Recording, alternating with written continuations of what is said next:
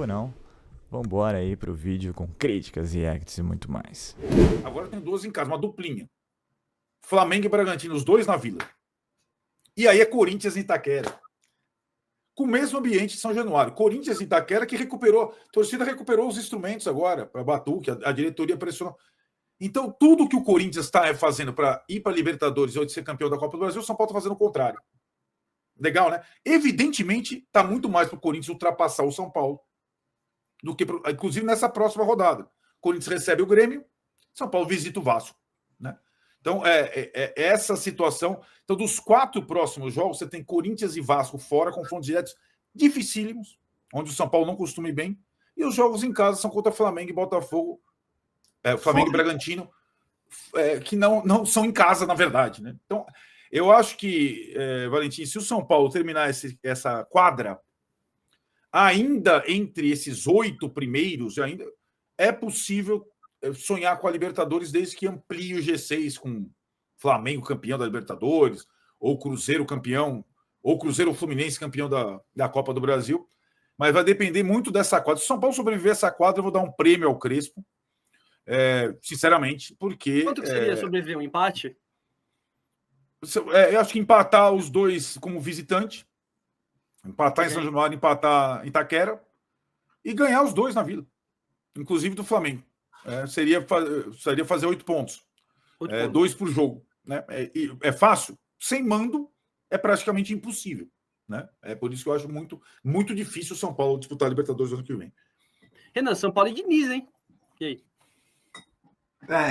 Mas a minha preocupação maior não é nem a questão do Diniz agora, que eu tenho lá minhas controvérsias em relação às convicções do treinador do Vasco, mas o segundo turno deles é impressionante. E o que o Arnaldo falou, historicamente, jogando em São Januário, o São Paulo não vai bem. E eu vou falar que é historicamente mesmo, desde lá da nossa época, quando a gente ganhava sempre, a gente sempre sofreu para vencer em São Januário.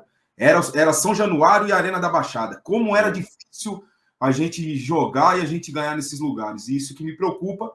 E sem o centenário arnáquico Luciano, exato. que faz o 100º gol, né?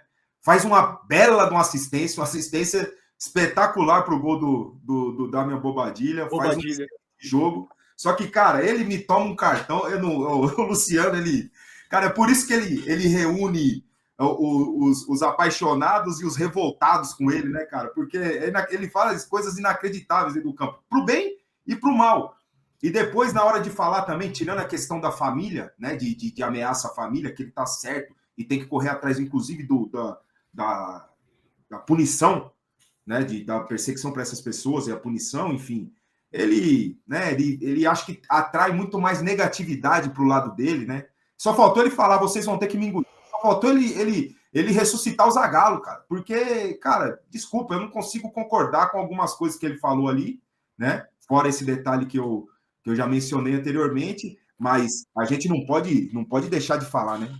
Um jogador fazer 100 gols por um clube do tamanho do São Paulo, são 20 na história, né? Que conseguiram a marca centenária.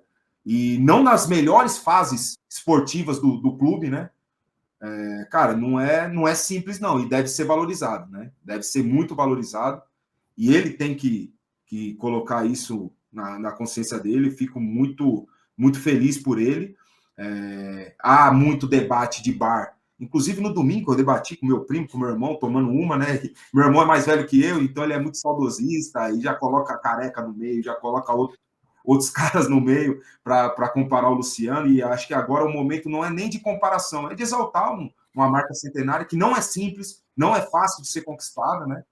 Repito, ainda mais nessa fase, e nós estaremos sem ele contra o Vasco de São Januário. O que a gente já não tem um monte de atacante. E quando eu pedi aqui quinta-feira, vocês dois são prova, Lucas e Luciano juntos. O Lucas fez o seu melhor jogo pós aquele jogo contra o Palmeiras, no Allianz, e ele se machuca, volta, não volta, volta com dor, faz cirurgia. Acho que foi o melhor jogo, com mais ritmo, com mais confiança. Agora sem o Luciano, que é o melhor atacante, que é o atacante mais lúcido, com mais qualidade técnica, que melhor finaliza. O que melhor finaliza, o que mais tem lucidez em movimentações, em passe, em procurar espaço. infelizmente estaremos sem ele nesse jogo que é decisivo para as pretensões de Libertadores. Né? Sim, exatamente. Pode virar o jogo, literalmente, nessa semana. Sim. Virar os dois jogos, os dois campeonatos, né? Michael Douglas, precisou o Crespo avisar a direção que ficar contratando veterano não dá certo, que hoje em dia futebol é físico e intensidade. Gênios, diz aqui o Michael Douglas. Arnaldo, você não quer falar um pouquinho aí sobre... Peraí, o Douglas Reis. São Paulo não está tentando se recuperar. Quem está lá hoje está adiando a SAF que os tiraria do poder ao qual tem apego. Só isso. É um processo de insolvência irreversível. O modelo associativo esfarelou. Então, qual modelo? Esse modelo, né? O do Flamengo não esfarelou, nem o do Palmeiras. Ao que sabemos, certo, Douglas? Dos clubes de sucesso não esfarelaram. Muito pelo contrário, né?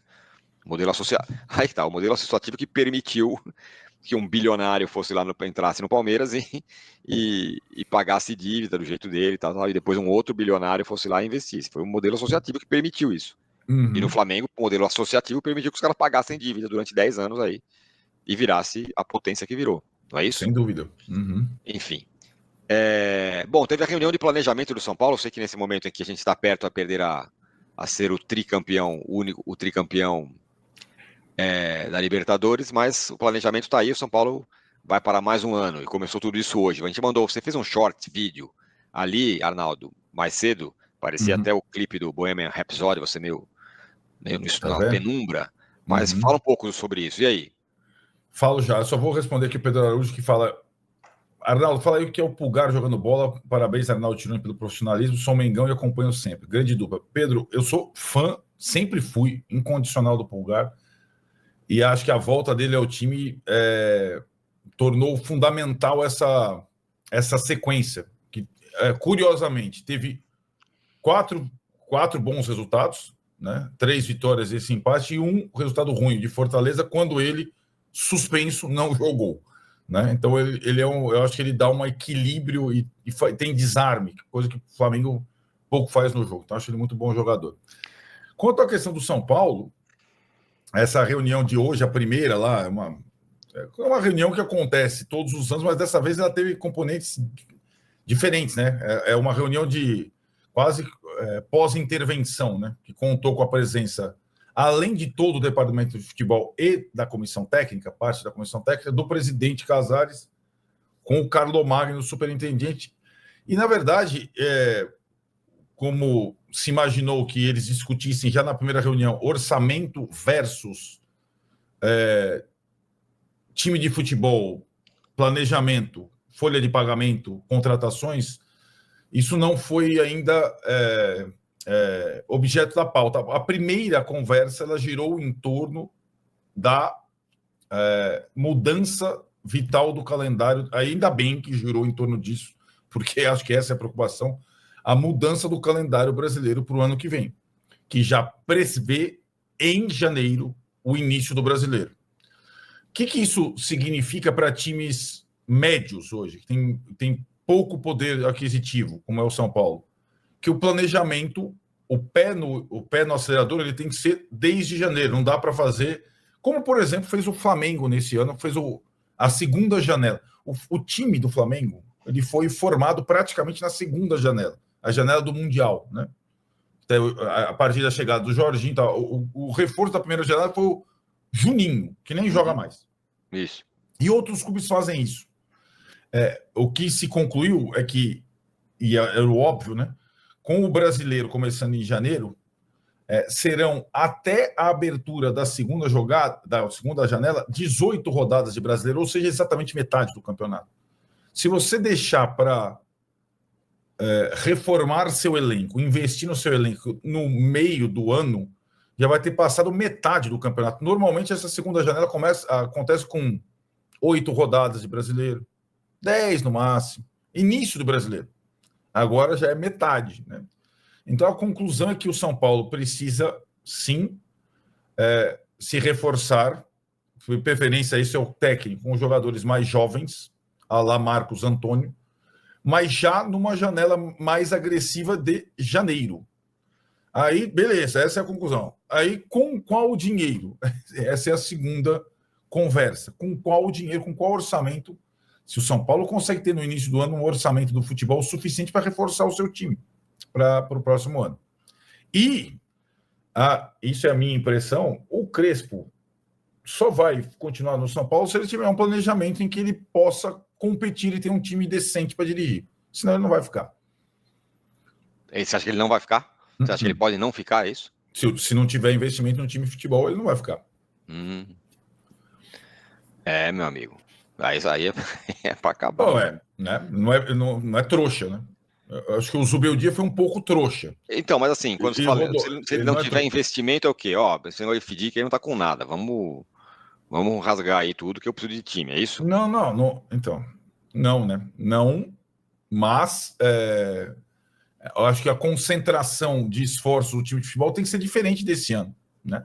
O São Paulo tem que arrecadar mais em outras frentes, tem que cortar na carne em outras situações, não gastar no clube social, não gastar não sei aonde, não gastar no seu isso eu sei, mas só que não assim, foi feito em 2025. O São Paulo tem amarras do FDIC, ele pode gastar 300 milhões, sei lá quanto lá, que é o teto de gastos do FDIC. Ele não pode... Então, sim, mas o teto de gastos do FDIC, ele não contempla só o futebol. O dinheiro despendido no futebol esse ano, ele foi aquém de um time que disputa o Campeonato Brasileiro para permanecer na primeira divisão. Foi aquém em contratações, não foi aquém na folha salarial, certo? Muito pelo contrário. Não, mas o custo total, né? Isso, então, o custo total. Mas assim, vamos lá, eu não sei qual é o valor, mas o custo total tem que ser de 100. Vai ser de 100. Até porque tem as amarras. Sim, mas é por isso que está lá sentado o Carlos Magno para fazer. E o Casares. Agora é o último ano do Casares. A gente não sabe se ele vai estourar o FDIC, se ele vai cumprir o FDIC, se ele vai... É o pior dos mundos se ele fizer isso, né? Ele vai ter que pagar o negócio. Não, o pior dos mundos é o seguinte, é ele tentar contentar todos como ele sempre faz. Então ele governar para o clube social, para eleger o sucessor, ele quebrar o clube e se distanciar do... Esse ano ele fez tudo errado, na minha opinião. Então, e agora o epílogo é o São Paulo jogar fora de casa, né? Se tivesse mesmo o cenário, o treinador não continua, simples assim. Não, então é bom que ele decidisse isso logo também, né? Então, é isso. É por isso que o Crespo já na primeira reunião falou, né? Então, mas vou insistir. Estamos chegando aqui a 1h da manhã. Você quer se inscrever no curso de Power BI da Hashtag? Eu estou aqui pensando em como ajudar quem tem interesse em entrar no Power BI Impressionador, o programa completo da 1h, mas só para insistir. Seja o Crespo, seja o Zubeldia, quem quer que seja, o técnico de São Paulo, o cara tem que estar alinhado com a política financeira do clube que está aí tentando, sei lá como. Então, quando foi feita a estratégia, o planejamento para 2025, o Zubeldia topou, mergulhou de cabeça e nunca reclamou. O Crespo não está nessa programação, né? O Crespo entrou para pagar um incêndio e vai fazer a planejamento do próximo ano. Se ele não tiver um time com capacidade, ele não vai ficar para o ano que vem. Ele não vai topar antes de começar, né? Sim. É isso. Não, entendi. Mas, bom, se as circunstâncias forem essas, talvez eu vá remar contra a maré aí, vou compreender o fato dele sair, mas vou entender que o São Paulo tá bom. Então tá, se não dá para você ficar, tem que ir embora mesmo. A gente traz aí o outro cara. Eu entendo. Consigo entender. Mas outro cara para tocar qual time, né? O time que for. Mas qual que é a sua ideia para 2026? Não entendi. Não, eu não sei, eu não tenho ideia nenhuma. O que eu imagino que o São Paulo faria, o que eu acho que o São Paulo faria, não que eu acho não que deveria fazer, mas o que eu acho que o São Paulo vai fazer, ou pelo menos indica que vai fazer, é continuar apertando o cinto e ter um time que seria talvez mais fraco que esse, ou parecido com esse, só com jogadores mais jovens. Não, peraí. Então, mas se ele já tiver jogadores mais jovens, provavelmente ele vai ter um time mais forte do que esse, né? Depende de como ele fizer o como ele formar o elenco, sei lá, se ele entrar num acordo e os caras se aposentam. Pois tudo isso pode pagar, ser. Exato. Né? Mas o meu ponto é, se o Crespo chegava assim, pessoal, com esse time aí, com esse orçamento fraquinho aí, eu não fico. Daí eu entendo, a diretoria de São Paulo fala, tá bom, obrigado, então. Sim. Queremos, obrigado, valeu. Sim, claro. Amanhã. Lembrando que foi o que o Flamengo fez com o Dorival lá atrás. Dorival, você ganha 100, a gente pode pagar só 40. Quer? Não quero. Então tá bom, obrigado, tchau. Foi isso que aconteceu. Não, isso é atrás. diferente, né? O Crespo não está pedindo aumento de salário. Não, eu sei. Eu tô comparando. Como estava fazendo o Dorival, né? O Dorival pediu consideravelmente a mais. O Flamengo não teve condição de manter o Dorival. Foi mais ou menos isso. Ou não quis manter por aquele custo, né? Não quis manter por aquele custo, exato. É nesse aspecto que eu estou falando. Não ficou com o Dorival, não ficou com o Wagner Love na época e tal. Isso na primeira, na apertada de 5 fez um atrás, time que tinha o Hernani Brocador como cara. Foi isso que eu aconteceu. tava achando que era nessa última saída do Dorival, que ele não. Lá atrás, quando começou tudo. Bruno Moura, para quem fala que é pete ou frio, lambem o Palmeiras do Abel, o Flamengo vai sofrer pressão. Tá aí a resposta de um tri da Liberta. Eu combinei, eu acreditei, Bruno Moura. Elton Bortoloso, a SAF é o coelhinho da Páscoa mágico dos liberais que vem em futebol. Está para o futebol, assim como o estado mínimo está para os Chicago Boys. Boa, Elton. Rafael Penite Vaz. Arnaldo, com a vitória do ano e o foco em reduzir dívida e gerar superávit, algo raro nos clubes endividados, existe alguma chance para que a torcida volte a abraçar o clube ano que vem, se tiver transparência total? Acho que esse bonde já passou, Rafael, mas eu quero ouvir o Arnaldo. Bom, eu sinceramente não estou entendendo, então, né? Porque. Ele está perguntando. O que o Rafael está perguntando. Entendi o que ele perguntou, mas assim, se o bonde já passou, significa o quê? Também não vai ter. A torcida não vai mais acompanhar o time por 14 meses. Não é isso. Eu falei que o bonde, assim, eu acho que eu falei errado, falei uma expressão não muito correta. O que eu quero dizer é o seguinte, que eu acho que a torcida, ela já esgotou a sua cota de tolerância e paciência. Acho que está claro com os protestos contra essa diretoria recentemente, com o sumiço do estádio, e eu não sei se isso vai ser renovado com as mesmas promessas. Entendeu? Não, entendi. Esse é o meu ponto. Eu entendi, concordo, e isso é o que mais eu temo. E acho que a única possibilidade disso ser revertido é... E ele até agora não entendeu, mandou o Casares comunicado hoje tentando explicar por que o time não vai jogar no Morumbi. Isso não custa dinheiro, hein? Isso não é contratar jogador, é ele estender a mão para a torcida. Ele pedir a participação da torcida. Ele baixar o preço do ingresso. Ele fazer atitudes em direção à torcida. Isso não custa tanto dinheiro. Imagine poder... Eu duvido. Pode vir a Live Nation falar que tinha esse acordo. Eu duvido. Pela estrutura, gente. Essa aí é a imagem, para quem está acompanhando, essa é a imagem de ontem, tá? Da estrutura. O gramado, ele foi todo retirado. Não tem gramado. Tá terra. Por baixo da estrutura. Eu duvido. O gramado vai ser levado parte para o CT da Barra Funda, para aquele campo, uma espécie de fut-7, e outra parte para Cotia. E vai ter o replantio inteiro. Vai ter um trabalho de rebaixamento do gramado também. Enfim, um trabalho para o próximo ano, para poder melhorar ainda mais a qualidade do gramado. Eu duvido que se o São Paulo tivesse na semifinal da Libertadores, o show aconteceria aí. Olha essa estrutura, gente. Isso não é montagem que fica pronto de um dia para o outro. Por isso que você tem o contrato para você entregar o estádio dias antes e dias depois. Por isso que não vai jogar contra o Internacional. Eu duvido que jogaria, gente. Duvido que jogaria a semifinal.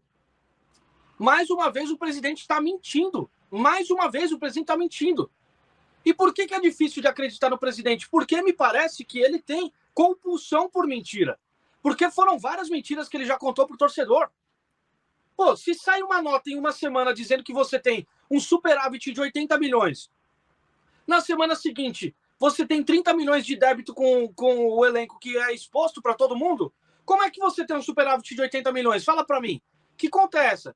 Então, pelo amor de Deus, gente, é compulsão por mentira. O torcedor está sendo enganado, o torcedor não é mais bobo.